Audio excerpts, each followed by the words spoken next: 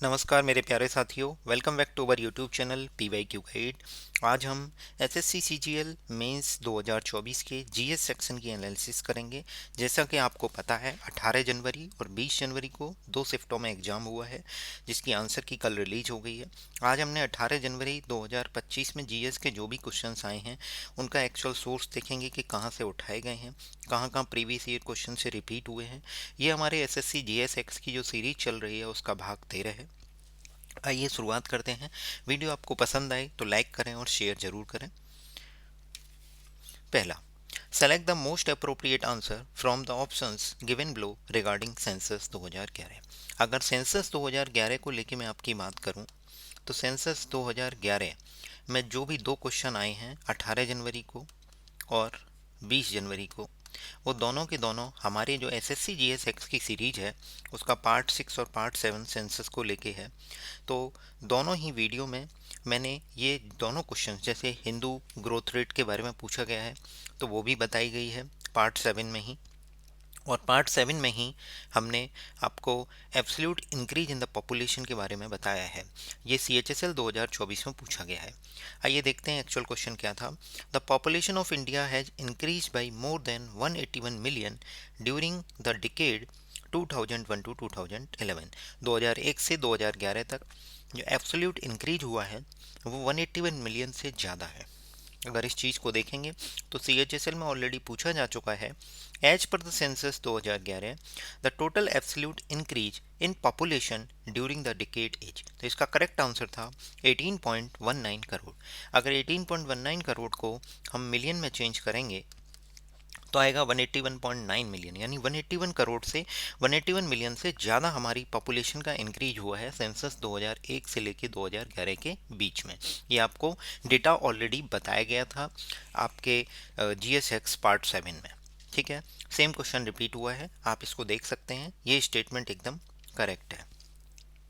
दूसरा statement, selection post जो phase 9 है, हायर सेकेंडरी लेवल का जो एग्जाम हुआ है 2021 में 15 मार्च को, उसमें पूछा गया है। देखिए ध्यान से, for which of the following decades the percentage decadal growth of population in India register the sharpest decline since independence.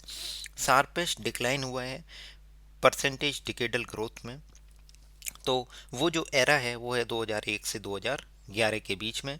और यही लाइन इसमें लिखी है स्टेटमेंट 2 में।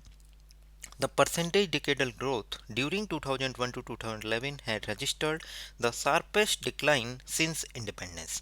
तो यहाँ पे हमारे दोनों ऑप्शंस करेक्ट हो जाते हैं। दोनों ही प्रीवियस ईयर क्वेश्चन से ही पूछे गए हैं, कोई नया क्वेश्चन नहीं है। सेंसस की वीडियो अगर आपने अभी तक नहीं देखी है, सेंसस के क्वेश्चन इन्हीं दोनों वीडियो से ज़्यादातर पूछे गए हैं। जो भी क्वेश्चंस आए हैं, हमारा पार्ट 6 और पार्ट 7 डेडिकेटेड है सेंसस को लेके, आप जाके प्लेलिस्ट देख सकते हैं। आइए अब नेक्स्ट क्वेश्चन देखते हैं। Mathura was the second capital of which dynasty.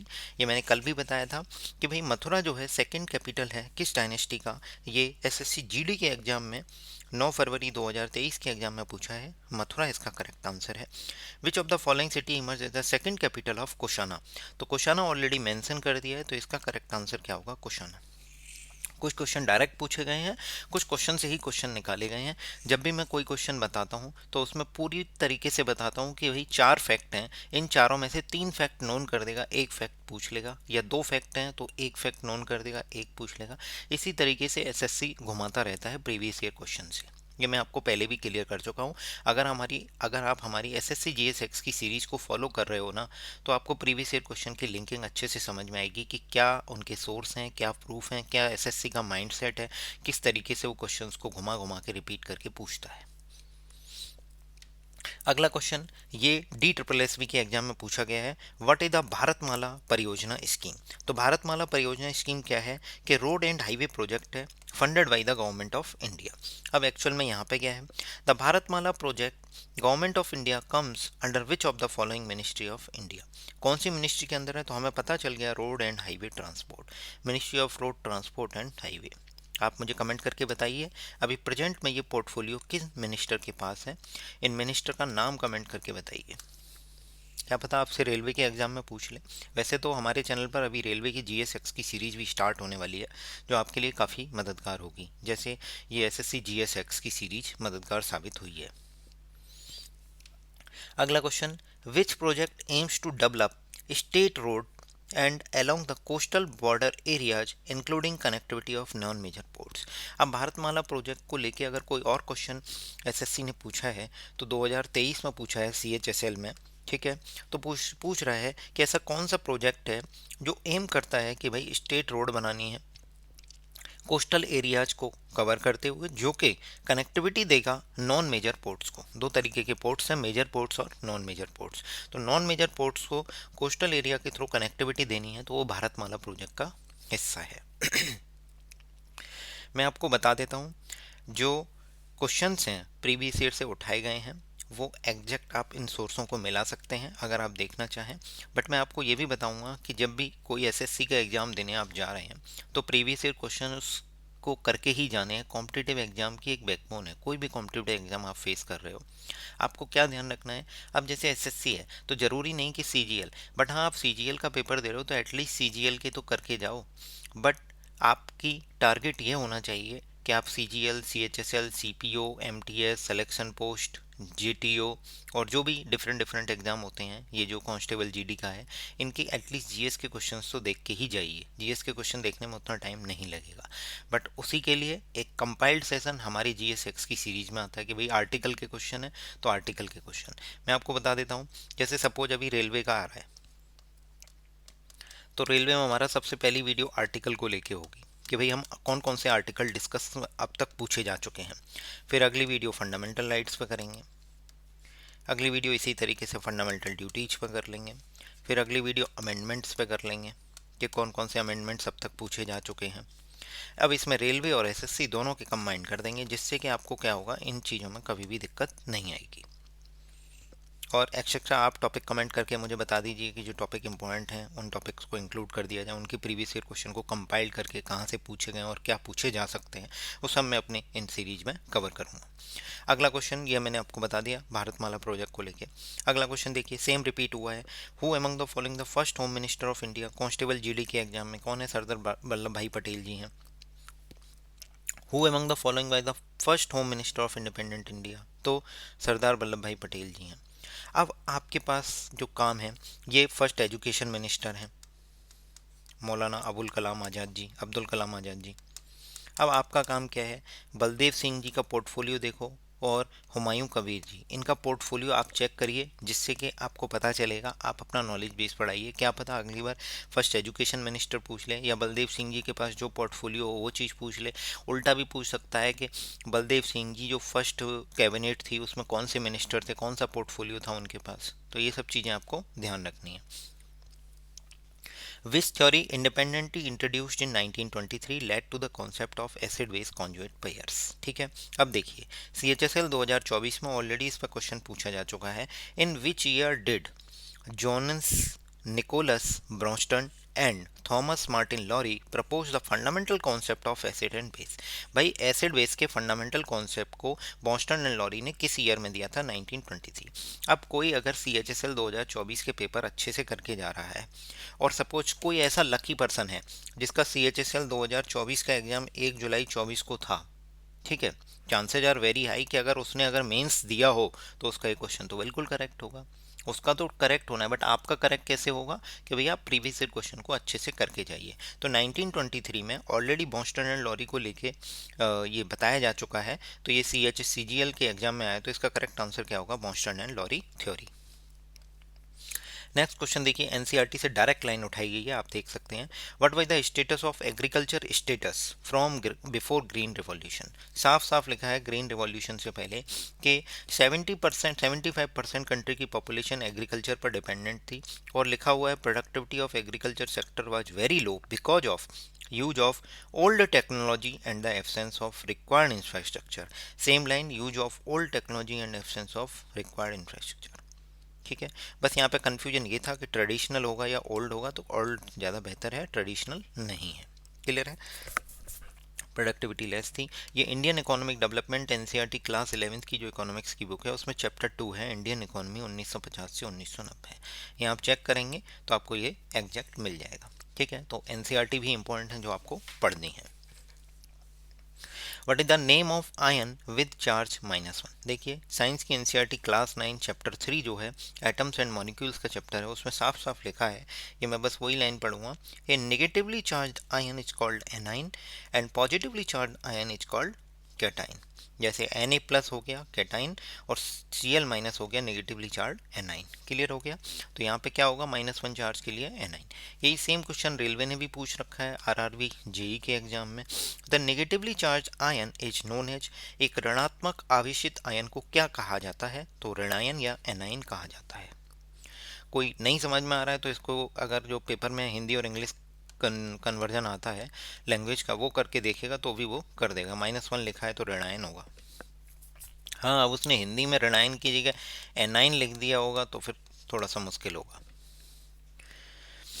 नहीं तो कई सारे क्वेश्चन ऐसे हैं जो डायरेक्ट हो सकते हैं। ठीक है, अब देखिए अगला क्वेश्चन, ये भी एसएससी CHSL 2021 में ऑलरेडी पूछा जा चुका है, और इस पर और भी बात करूं तो CGL 2023 टायर 1 में पूछा जा चुका है। आप प्रीवियस ईयर क्वेश्चन अच्छे से करके जा नहीं रहे ना, इसीलिए तो ये स्थिति आपको क्वेश्चंस नहीं लग रहे हैं। जबकि देखिए एग्जैक्ट क्वेश्चन है ये, in which year Walther Flemming coined the term chromatin. Chromatin है for the sustained substance found in cell nucleus। ये 1879 में एक थ्योरी दी थी। अब देखिए इस क्वेश्चन को पढ़िए, in which year Walther Flemming stain the chromosome to see them clearly and describe the entire process of mitosis. देखिए स्टेन्ड क्रोमोसोम की बात की जा रही है, किसने दिया, वॉल्टर फ्लेमिंग ने। हमें ये पता चल गया कि यह आंसर इसका 1879 में ये सेल न्यूक्लियस में फाउंड किया था। अब ये मिटोसिस नाम की चीज़ें इसी के आसपास हुई होगी, तो 1879 के आसपास यही एक डेट है जो इसमें है, वो कौन सी है, 1882। इसीलिए इतने क्लोज ऑप्शन नहीं दिए हैं। अगर क्लोज ऑप्शन देता तो आप कर भी नहीं पाते, और एसएससी ऐसा क्वेश्चन नहीं बनाता। भाई प्रीवियस ईयर क्वेश्चन से उसने उठाना है, अब वो क्या करेगी, तो इस तरीके के क्लू छोड़ के चलती है, ये आपको ध्यान रखने हैं। In 1879 who observe cell division in salamander embryos where cells divide at a fix interval. Fix interval पे सेल डिवाइड होते हैं, ये थ्योरी 1879 में किसने दी थी, तो किसने दी थी, वॉल्टर फ्लेमिंग ने। यहाँ पे देखिए मैंने आपको बताया कुछ फैक्ट ऐसे हैं जो दो चीज़ें अननोन करके तीसरी, देखिए 1879 नोन कर दिया तो आपसे वॉल्टर फ्लेमिंग पूछ लिया, इसमें वॉल्टर फ्लेमिंग था तो 1879 पूछ लिया। तो एसएससी ऐसे ही घुमाता है, समझ गए। अगला question, Charcot Marie Tooth disease is caused by duplication of peripheral myelin protein 22 यानी PMP22 gene on which chromosome. देखिए एग्जैक्ट एनसीईआरटी से उठाया गया, चैप्टर 1 जेनेटिक डिसऑर्डर में साफ साफ लिखा हुआ है कि duplication refers to when a segment of chromosome gets repeated resulting in a long chromosome. This can lead to condition Charcot Marie Tooth disease, साफ साफ लिखा हुआ है, caused due to duplication of genes on chromosome 17। तो इसका correct answer क्या होगा, chromosome 17। Clear है, एग्जैक्ट उठाया गया। अगला क्वेश्चन देखेंगे, अब ये ऑथर पे है, तो मैंने आपको बुक्स एंड ऑथर्स की एक वीडियो बताई है, उसमें बुक्स एंड ऑथर्स में कई सारे बुक्स एंड ऑथर्स बताए गए हैं, रिमेनिंग भी मैंने अभी कवर किए हैं। बाकी मैं आपको और बुक्स एंड ऑथर्स की एक वीडियो और ला के दूंगा। अभी फ़िलहाल हमारा फोकस अब रेलवे को लेकर रहेगा, क्योंकि सभी स्टूडेंट्स का रेलवे का एग्ज़ाम है। तो देखिए फिलॉसफी ऑफ बॉम्ब है, तो philosophy of bomb already CDS में और NDA में 2 बार पूछा जा चुका है, एंड UPSC भी रिपीट करता है। देखिए who among the following is one of the author of philosophy of bomb, तो कौन है इसके फिलॉसफी ऑफ बॉम्ब को लेके पूछा जा रहा है, भगवती चंद बोहरा जी, भगवती चंद बोहरा जी। ठीक है, अगला क्वेश्चन इसमें देखिए फिलोसफी ऑफ बॉम्ब का, who along the following road the philosophy of bomb. Philosophy of bomb किसने लिखी है, भगवती चंद बोहरा जी ने। ये क्वेश्चन आई थिंक फिर बोनस हुआ होगा, या फिर इसमें कोई और रहे होंगे इनके साथ, या तो ये मिसप्रिंट हुआ है, भगवती चंद बोहरा लिखना है, ये भगत सिंह लिख गया है इसमें। ठीक है, तो इसमें करेक्ट आंसर क्या है, भगवती चंद बोहरा। क्लियर हो गया यहाँ पे। अगला क्वेश्चन देखेंगे, बंदी जीवन। बंदी जीवन सचिन नाथ सान्याल जी की बुक है। बंदी जीवन किसकी बुक है, सचिन नाथ सान्याल जी की। देखिए ये क्वेश्चन भी एग्जैक्टली पूछा गया है, रेलवे में पूछा गया है। Bandi Jeevan which served as a textbook to the revolutionary movement was written by Sachin Nath Sanyal. Clear है। अगला क्वेश्चन क्या था, पत्थरदावी, अगर पत्थरदावी नहीं पता है तो आनंद मठ तो पता है, इतने बेसिस पे आपका क्वेश्चन हो जाएगा आनंद मठ किसका है। बाकी पत्थरदावी भी आपको पता होना चाहिए, ये शरद चंद्र चट्टोपाध्याय जी का है। और आनंद मठ जो है वो किसका है, बंकिम चंद्र चटर्जी का है। बंकिम चंद्र चटर्जी के आनंद मठ को लेके एसएससी सिलेक्शन पोस्ट में भी और सीजीएल 2023 में भी पूछा गया है। अच्छा क्वेश्चन है, हो सकता है फिर से रिपीट हो जाए। देखिए उसने एक नया फैक्ट जोड़ दिया सन्यासी रिविलियन को लेके। Anand Math is a book about the sannyasi rebellion in the late 18th century is written by. तो आनंद मठ जो बुक है वो सन्यासी रिविलियन पे लिखी गई है 18th century, late 18th century में। किसने लिखी थी, बंकिम चंद्र चट्टोपाध्याय जी ने। ठीक है, अब आप देखिए इसी पे दूसरी बात है कि आनंद मठ जो है वो उसी से इंडियन नेशनल सॉन्ग लिया गया है। क्या नाम है, वंदे मातरम। किसने लिखी थी ये, बंकिम चंद्र चट्टोपाध्याय, बट बंकिम चंद्र चटर्जी ने ये बुक लिखी है आनंद मठ, जिससे इंडियन नेशनल सॉन्ग लिया गया है। ये सन्यासी रिविलियन पर बेस्ड है। अब आपको कन्फ्यूजन ना हो तो इसीलिए मैं आपको बता देता हूँ, कई लोगों को कन्फ्यूजन होता है। भाई जनगण मन, भाई जनगण मन जो है वो नेशनल एंथम है। क्या है, नेशनल एंथम। ठीक है, वो नेशनल एंथम है या नेशनल सॉन्ग वंदे मातरम की बात की जा रही है। ऐसे याद कर सकते हो, आनंद मठ, मठ से याद करोगे मातरम। ठीक है, नेक्स्ट क्वेश्चन पे की तरफ बढ़ते हैं। अगला पूछा है which of the following is a monoatomic gas. भाई मोनोएटॉमिक गैस को लेके एसएससी ऑलरेडी इस पर पूछ चुकी है, दिखाता हूं मैं आपको। सीएचएसएल 2021 में आप ध्यान से देखिए क्या पूछा गया।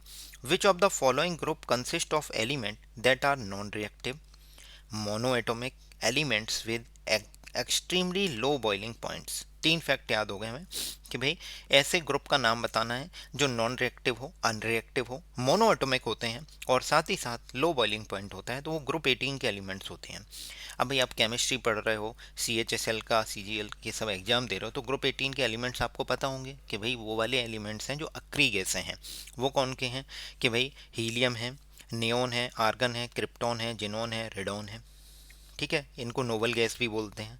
ठीक है, अब मुझे आप कमेंट करके बताइए कि इस नोबल गैस में अगर आपसे पूछूं स्ट्रेंजर गैस कौन सी है। स्ट्रेंजर गैस इन्हीं ऑप्शंस में से बता दो, ये जो helium, neon, argon, krypton, xenon. SSC पूछ चुका है, मैं इसीलिए बता रहा हूँ, हो सकता है भविष्य में पूछ ले। तो स्ट्रेंजर गैस आप कमेंट करके बताइए कौन सी होती है। क्लियर है, तो आपको ये क्लियर हो गया कि ग्रुप 18 के एलिमेंट मोनोएटॉमिक होते हैं। अब आप देख लीजिए मोनोएटॉमिक गैस पूछिए तो ग्रुप 18 का इसमें एक ही एलिमेंट है, कौन सा है, जिनोन, एक्सीएनओएन। क्लियर है, all noble gas molecules are क्या होते हैं, एक परमाणुक होते हैं, मोनोएटॉमिक। आरआरबी जेई ने पूछा है, रेलवे के एग्जाम में भी क्वेश्चन पूछ रहा है, एसएससी रेलवे से भी उठा रहा है। अब कुछ करंट के क्वेश्चन हैं उनको देखते हैं।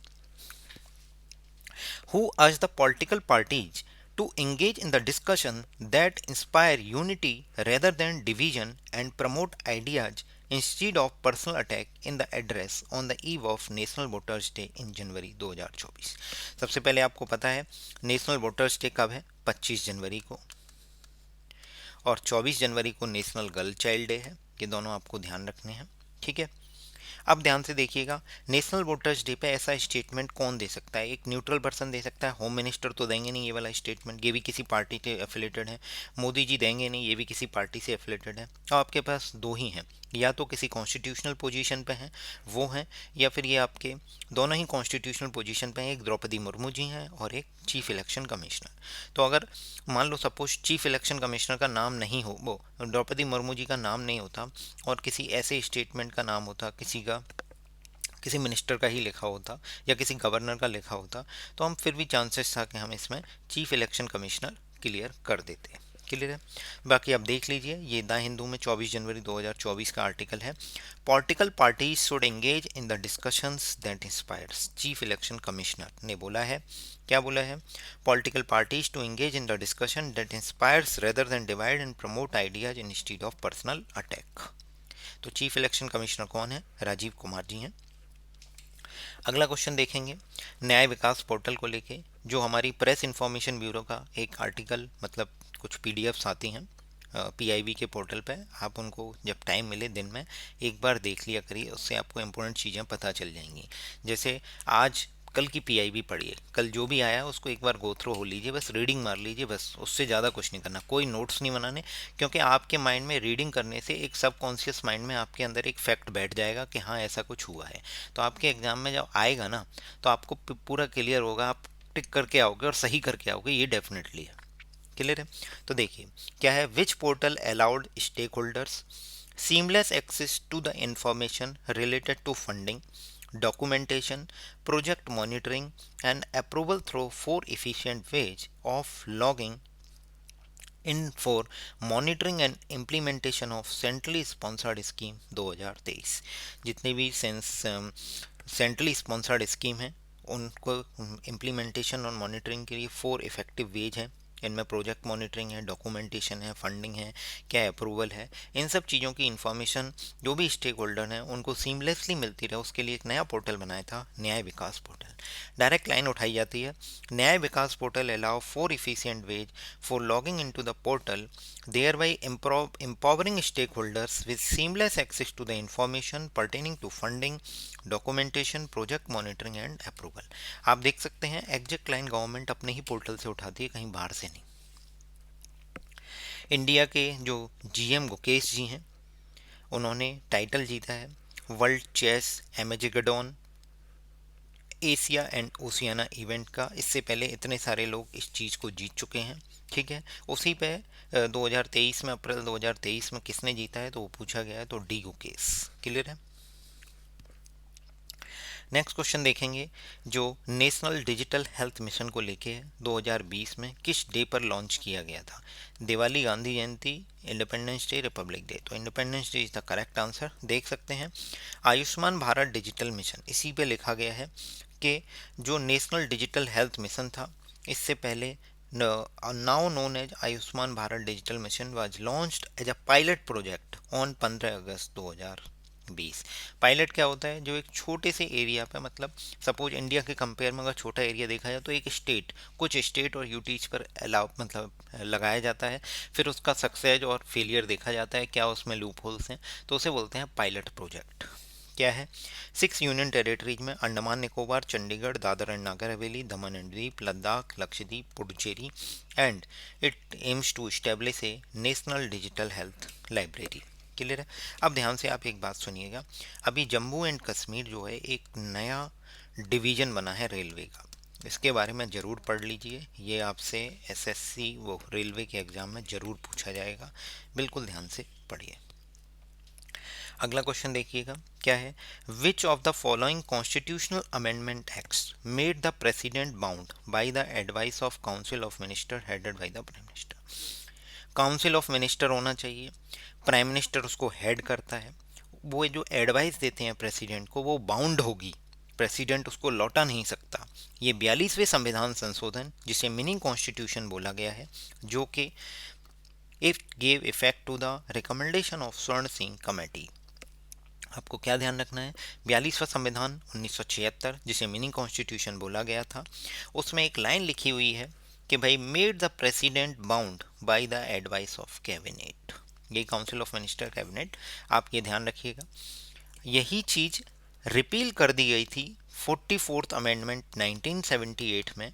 उसमें क्या लिखा हुआ है 44th अमेंडमेंट 1978 में कि भाई प्रेसिडेंट रिकंसिडरेशन के लिए भेज सकता है, बट साथ ही साथ रिकंसिडरेशन के बाद जो रिजल्ट आएगा उसको फिर प्रेसिडेंट को एक्सेप्ट करना पड़ेगा, उसमें फिर वो दोबारा लौटा नहीं सकता। मैं एग्जैक्ट लाइन पढ़ के बताता हूँ आपको क्या है। 44th अमेंडमेंट में लिखी गई है, empowered the president to send back once the advice of cabinet for reconsideration, but reconsidered advice is to be binding on the president। जो रिकंसिडरेशन के लिए भेजी गई है, रिकंसिडरेशन के बाद अगर उसमें कुछ चेंजेज आते हैं या नहीं भी आते हैं तब भी प्रेसिडेंट को एक्सेप्ट करनी ही पड़ेगी, वो बाउंड है। क्लियर है? ये आपके 44वें संविधान संशोधन में रिकंसिडरेशन का कॉन्सेप्ट ऐड किया गया, बट बाउंड तो है, बट रिकंसिडरेशन वाला। और 42वें संविधान संशोधन में कुछ और था कि भाई कैबिनेट जो भी एडवाइस देगा उसको प्रेसिडेंट को मानना पड़ेगा। क्लियर है? अब मैं आपसे पूछूंगा कि आप मुझे वो आर्टिकल बताइए जिसमें ऐसी चीज़ मेंशन है कि प्रधान काउंसिल ऑफ मिनिस्टर होना चाहिए headed by the prime minister. किस आर्टिकल में मेंशन है आप कमेंट करिए, ठीक है। बाकी आप एक चीज़ और देख सकते हैं कि काउंसिल ऑफ मिनिस्टर जो हैं वो 15% होने चाहिए, किसके? 15% ऑफ स्ट्रेंथ ऑफ असेंबली, या फिर जो लोकसभा या राज्यसभा जो भी है उसमें 15% स्ट्रेंथ होनी चाहिए, मतलब 15% आप काउंसिल ऑफ मिनिस्टर्स हो सकते हैं। क्लियर है। अगला क्वेश्चन देखेंगे, ये भी आपके एनसीईआरटी से लिया गया है। एक themes in Indian history part 2 है, उसमें एक चैप्टर है theme 8, peasants, zamindar and state, agrarian society and the Mughal empire. उसमें साफ साफ लिखा हुआ है, Babur defeated Ibrahim Lodi the Delhi sultan. Delhi का सुल्तान उस टाइम इब्राहिम लोदी था, तो दिल्ली सल्तनत है उसमें लास्ट सुल्तान इब्राहिम लोदी है। तो दिल्ली सल्तनत का एंड कर दिया था पानीपत पे, और फर्स्ट मुगल एम्परर बना था फर्स्ट पानीपत के युद्ध के बाद 1526 में। यही लाइन लिखी है, first battle of Panipat was one of the decisive battle of India. हमने कहा डिसीसिव हो सकता है, क्यों, रीजन दिया है। जब भी असेसन रीजन का क्वेश्चन आए तो इसके आगे वाई लगा के चेक करो कि ये सही है या नहीं। अब मैं दोनों को एक साथ पढ़ता हूँ। The first battle of Panipat was one of the decisive battle of India. Why? Because it brought into the power a new band of invaders called Mughal. सही बात है। इसी के बाद दिल्ली सल्तनत खत्म हो गई और मुगल्स आ गए थे तुम्हारे। जो दिल्ली सल्तनत में गुल खिले तो सलाम वाली जो ट्रिक है, लोधी डायनेस्टी सबसे लास्ट में है, तो उसके बाद मुगल एम्पायर आ गए थे। तो ये बिल्कुल सही है। अब देखिए एसएससी ने क्या गेम खेला है। जनरली आप क्वेश्चन देखेंगे तो स्टेटमेंट 1 और 2 ट्रू हैं, या सेशन रीजन दोनों ट्रू हैं, और reason is the correct explanation of A, ये ए ऑप्शन में लिखा रहता है ये वाला स्टेटमेंट। इस बार उसने कहाँ दिया है? बी ऑप्शन में। ये ध्यान रखना है, एसएससी इसी तरीके की सिली मिस्टेक करवा देता है। आप अगर प्री माइंड सेट लेके चल रहे हैं बायस्ड होके कि भाई ये तो पहली पोजीशन पे ही लिखा रहता है, तो आपका गलत हो जाएगा। आपको पता है, आपने देख लिया कि दोनों स्टेटमेंट सही हैं और एक दूसरे के करेक्ट एक्सप्लेनेशन है, बट आपको फिर भी ध्यान रखना है, इसीलिए मैं आपको ये सब चीज़ें बता रहा हूँ। एसएससी ऊपर नीचे कर देता है इसमें।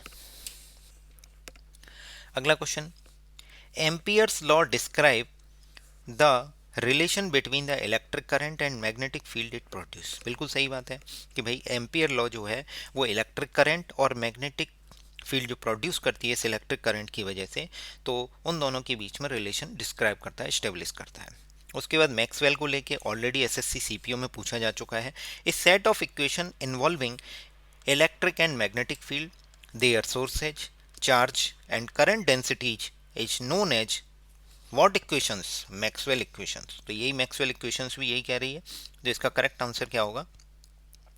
इसका करेक्ट आंसर होगा ओनली स्टेटमेंट 1 करेक्ट है। इसमें क्या गलती हुई है? Maxwell equations are set of 4 fundamental equations governing electric and magnetic field in the absence लिख दिया है, in the absence of charge and current, जबकि उसमें चार्ज और करंट की डेंसिटी होनी चाहिए, साफ साफ लिखा हुआ है यहाँ पे। उनके सोर्स पता होनी चाहिए, उनके चार्ज और करंट की डेंसिटी, ये एब्सेंस बोल रहा है, तो ऐसा तो हो ही नहीं सकता। तो आपका जो करेक्ट आंसर होगा वो only statement 1 is correct. Clear है। अगला क्वेश्चन देखेंगे, identify the naturally occurring aluminum oxide mineral that usually forms hexagonal barrel shaped prisms। कुछ नहीं करना है, आपने देखना है कि एल्यूमिनियम का ओर इसमें से कौन सा है। आपको अगर नहीं आता है तो एल्यूमिनियम का ओर आपको पता है कोरंडम है। ये ऑलरेडी एसएससी जेई में, एसएससी सीपीओ में ऑलरेडी ये क्वेश्चन पूछा जा चुका है। एसएससी सीपीओ 2019 में corundum is an ore of aluminium. यहाँ पे पूछा गया corundum contains more than what 95% of Al2O3 होना चाहिए, एक्चुअल में ये मिसप्रिंट है, O3 होगा, तो कोरंडम इसका करेक्ट आंसर होगा। अगर चाल्कोपाइराइट की बात करें तो ये कॉपर का ओर है, ओलिविन कोई और ही नहीं होता, और डोलोमाइट जो है मैग्नीशियम का ओर है।